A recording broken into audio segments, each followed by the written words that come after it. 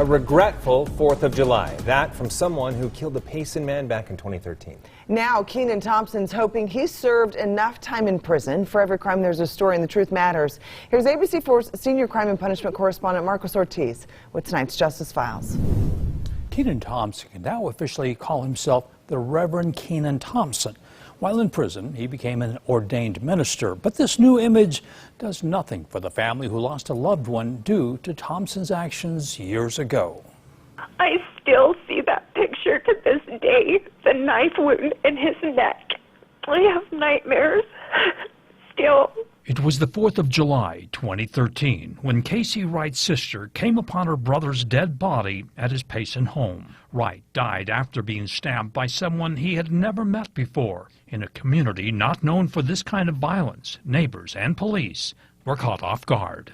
Since my career started here, we've probably had one homicide and a manslaughter, and that spans over about 32 years. About 4 hours later, Kenan Thompson turned himself into police and was eventually charged and convicted of murder. It was then that authorities learned Thompson came to the home to learn why his nephew had been kicked out of the 4th of July party. At a recent parole hearing, Thompson claimed self-defense when 3 men approached him that night. And I planted myself, and the first man that got close, I began to swing. I swung, striking him twice. He hit the ground. Thompson also lived in the same neighborhood but didn't know the Wrights. He then fled. He's been in prison for 9 years now, and prison has given Thompson plenty of time to think of what he did. This is a good man. I've learned over the years is a very good man. This should not have happened. Casey did nothing wrong. But as far as Casey's family is concerned, Thompson's revelation is too late, and the damage he inflicted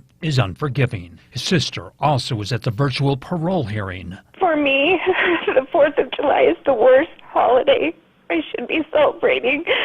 I'm greeted with an unbelievable sadness and heartache. I try to be happy. The violence of it just kills me. I have nightmares still. Thompson was in near tears when he apologized to Corey Sharp and to Casey's family. But while in prison, Thompson says he's learned about himself, received counseling, and got an education, all with the goal of one day joining society as a better human being.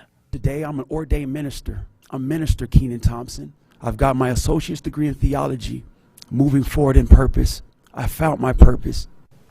Now, technically, Thompson could still serve another 6 years in prison, but following this hearing, it's up to the Board of Pardons to decide if he could be released much earlier. For the Justice Files, Marcos Ortiz, ABC4 News.